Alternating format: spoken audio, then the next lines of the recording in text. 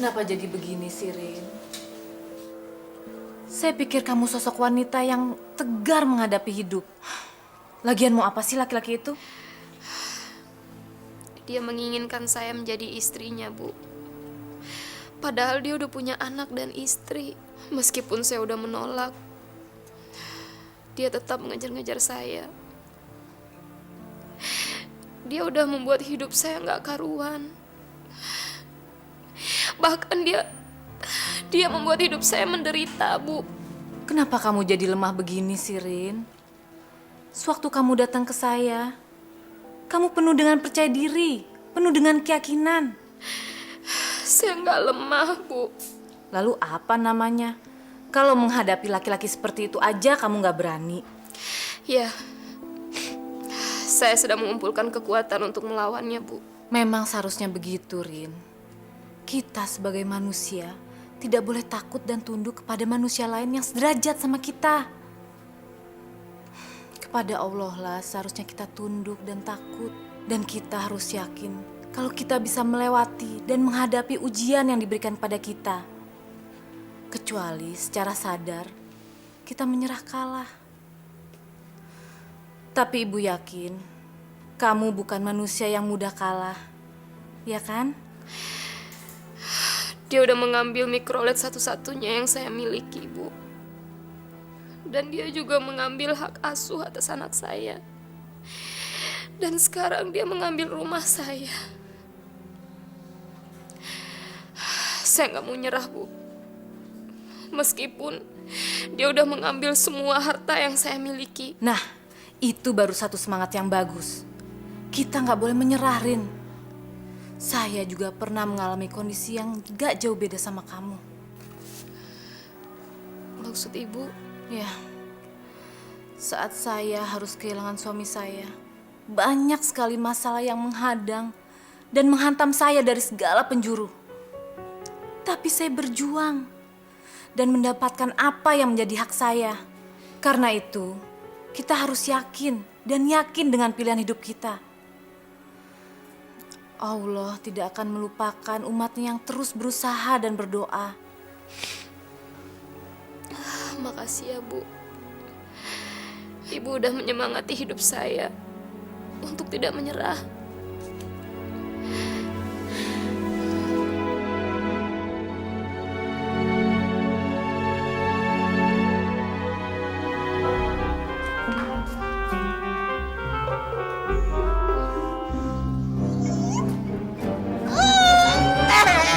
Buat sabar. Tante, kayak yang patah sudah bikin Vivi malu. Vivi sebel.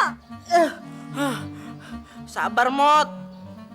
Ya udah deh, gue minta maaf deh kalau udah bikin malu. Kenapa sih yang patah selalu bikin Vivi malu? Vivi sebel sama yang patah. Oh, yang kemarin, aduh. Mot, gue tuh baru pertama kali makan berdua di tempat yang romantis. Jadi gue grogi. Kalau emang lo Mot marah sama gue, ya udah deh, gue terima. Bodoh, minta maaf mulu, minta maaf mulu. Vivi capek tahu. Iya, Mot. Aduh.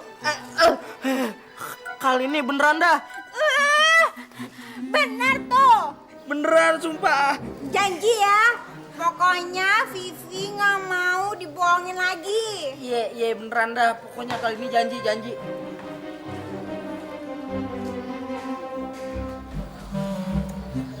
Kalau yang Parto sungguh sama Vivi, peluk dong Vivinya.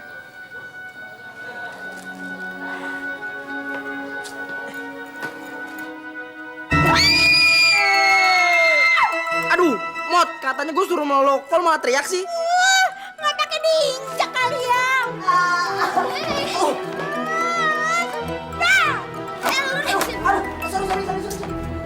Masuk gue. Gue dong sekarang. Jalan kok. Mati lo.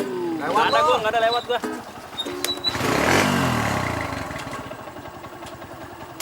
Siapa sih ini orang? Kayak yang punya kampung aja. Lo, Bet. Salah gue nih. Wah.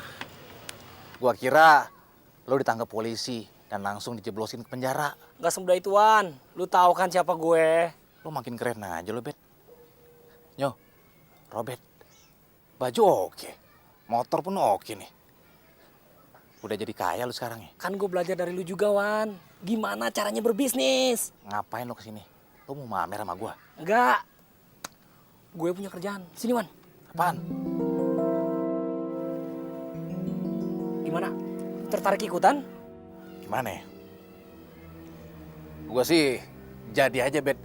Asalkan bagian gua pas. Haha, itu ntar lu ngomong sama mereka aja sendiri langsung, Wan. Kalau gue cuma kenalin lu doang sama mereka. Gue ngambil bagian lu, Wan. Itu anggap aja masa lalu kita. Tapi gue ingetin, jangan lebih dari 10%. Ya udah deh. Jadi. Oke, jam 8 malam ini. Lu tahu kan tempatnya? Ya, tahu. Gue tahu. Woi, Parme. Handphone-nya. Halo, Bos. Kita bakalan jadi orang kaya. Mabok terus setiap malam tuh. Happy, man.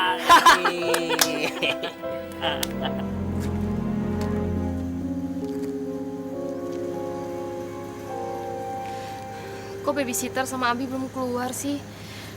Biasanya jam segini udah keluar. Apa jangan-jangan Abi sakit ya?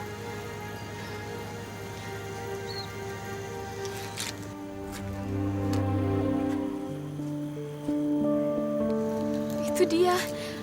Abi.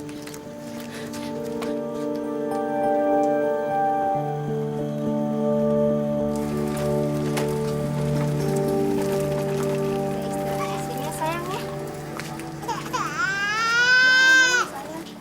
Abi. Kamu lagi. Jangan bikin susah saya lagi ya.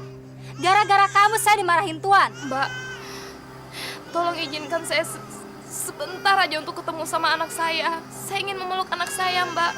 Saya kangen sama anak saya dan saya ini ibunya. Maafkan saya, Mbak, kalau saya udah membuat Mbak dimarahin sama Pak Guntoro. Tapi saya udah nggak bisa ngontrol perasaan saya, Mbak. Saya ingin memeluk anak saya ingin menggendongnya dan saya ingin menciumnya, Mbak. Saya percaya, Mbak. Mbak juga merasakan apa yang saya rasakan. Bagaimana perasaan seorang ibu yang harus berpisah dengan anaknya secara terpaksa. Mbak, tolong izinkan saya untuk memeluk anak saya dan menggendongnya, Mbak. 1 menit juga nggak apa-apa, Mbak.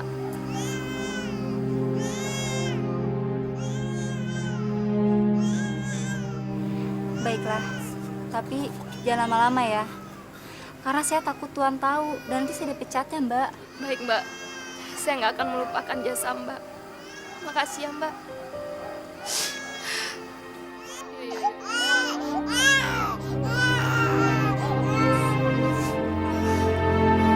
Maafin Ibu ya.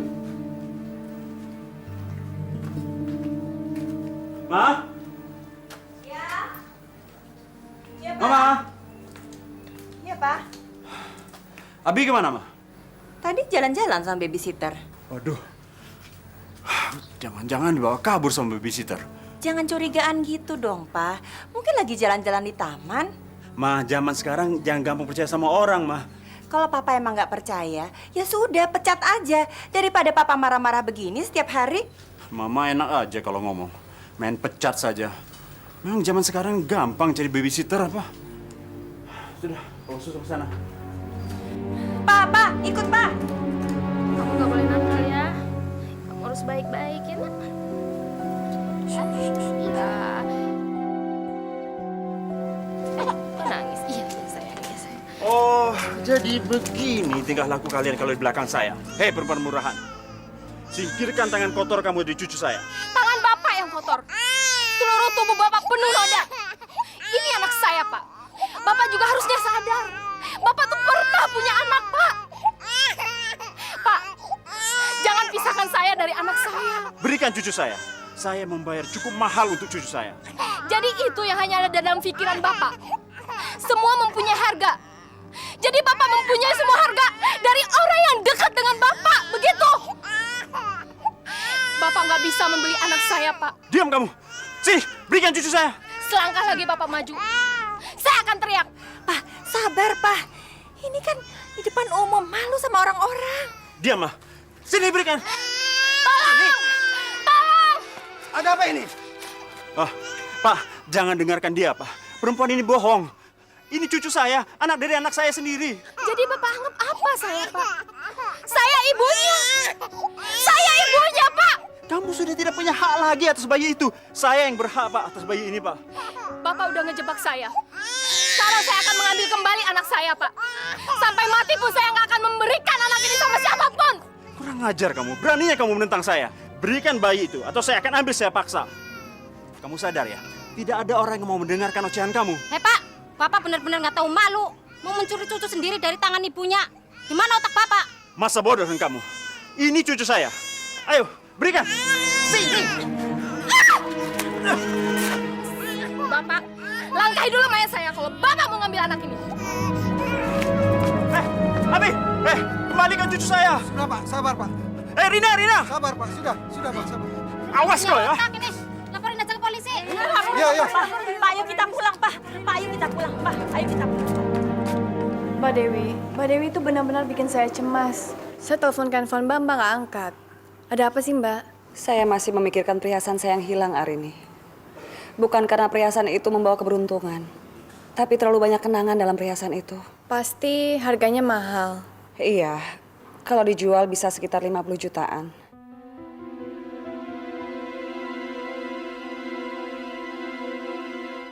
Itu kan bukan jumlah yang sedikit Mbak. Saya tidak memperdulikan harganya hari ini. Masalahnya perhiasan itu dibelikan oleh almarhum Romo saya. Dan saya sangat sayang sama perhiasan itu. Percaya nggak percaya, perhiasan itu membawa keberuntungan untuk saya. Beberapa pertemuan penting sering saya menangkan karena saya memakainya. Tapi sekarang... Dan sekarang maling itu yang mendapatkan keberuntungan. Kalau satu benda membawa keberuntungan untuk seseorang, lalu kamu curi, benda itu akan membawa sial untuk kamu. Saya bersumpah, semoga yang mencurinya akan sial selamanya dan mati miskin.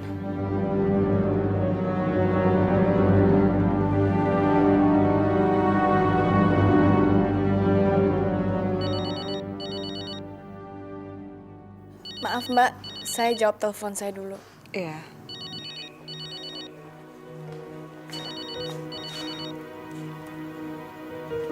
Iya, halo. Apa sih maunya kamu? Iya, saya akan datang 8:30.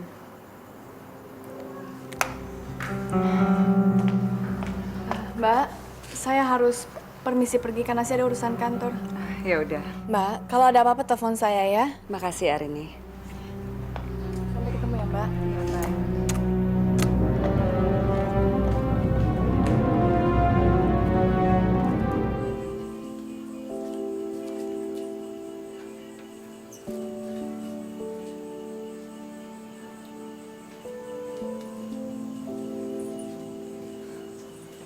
Saya pamit pulang ya, Pak.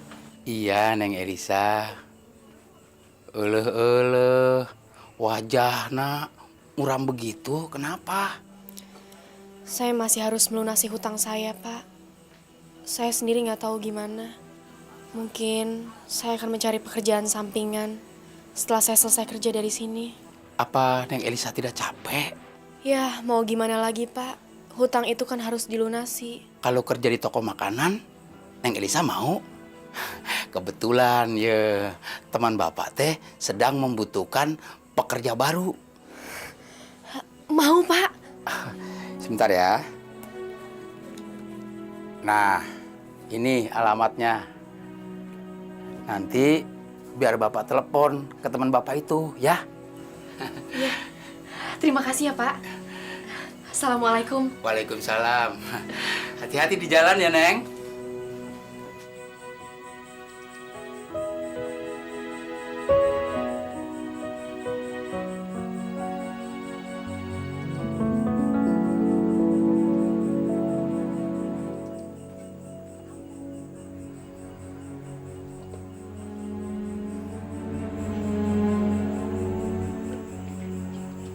Elisa. Tadi siang saya kemari, tapi katanya kamu tidak masuk hari ini. Iya. Tadi saya habis mengantar ibu untuk check up. Elisa, saya ingin bicara sama kamu. Maaf Mas Dewa, saya sudah telat. Saya harus memasak untuk ibu di rumah. Boleh saya mengantarkan kamu pulang? Elisa, sebenarnya ada masalah apa sih yang kamu sembunyikan dari saya? Saya khawatir sama kamu. Terima kasih atas semua perhatian Mas Dewa. Tapi Mas Dewa nggak usah khawatir lagi sama saya. Kita itu punya kehidupan yang berbeda, Mas. Aden ini pasti mau mengambil bajunya ya. Belum, Pak. Belum sekarang. Neng Elisa, kenapa Aden ini tidak diajak ngobrol di dalam saja? Kan lebih baik. Ini kan sudah malam, Pak. Lebih baik saya pulang sekarang. Nah, kebetulan Neng Elisa, kalau Neng Elisa pulang kemalaman, minta saja diantar sama Aden ini. Pasti Aden ini mau mengantarnya, ya kan Den? Saya sudah menawarkan untuk mengantarkan pulang, Pak. Tapi dia menolak saya. Aduh, Neng Elis, jangan menolak ajakan. Ayo, naik. Neng Elis, Bapak teh lebih aman kalau Neng Elisa ada yang mengantarnya. Ya kan, Den? Terima kasih, Pak. Sama-sama. Bapak juga terima kasih. Aden sudah mau mengantar Neng Elisa. Tapi tolong dijaga, ya. Mari, Elisa. Permisi, Pak. Assalamualaikum. Waalaikumsalam.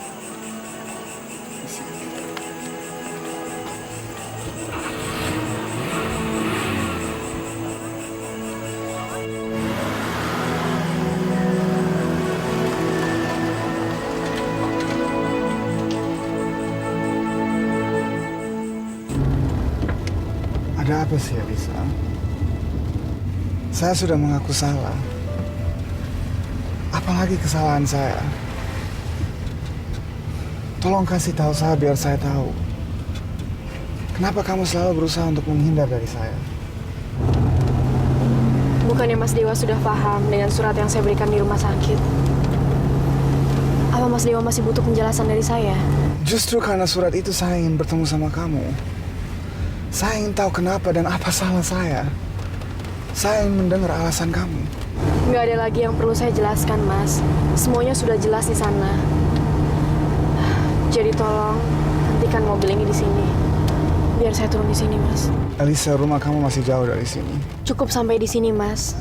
Mulai sekarang, saya akan jalan dengan jalan hidup yang sudah saya pilih. Dan Mas Dewa juga berhak menentukan jalan hidup Mas Dewa. Jadi biarkan saya turun di sini, Mas. Elisa, saya sama sekali nggak ngerti. Memang sudah tidak ada lagi yang harus dimengerti, Mas. Tolong jangan ikuti dan cari saya lagi. Saya ini nggak pantas untuk Mas Dewa. Jadi menjauhlah dari kehidupan saya. Tapi apa kaitan semua ini dengan saya? Tidak ada, Mas. Semua ini bukan kesalahan Mas Dewa, tapi kesalahan saya. Tolong mengertilah, Mas. Jangan ikuti saya lagi dan jangan pernah cari saya lagi. Elisa. Jangan sampai ketinggalan update terbaru dari MVP Entertainment ID dengan subscribe atau klik tanda lonceng di bagian kanan.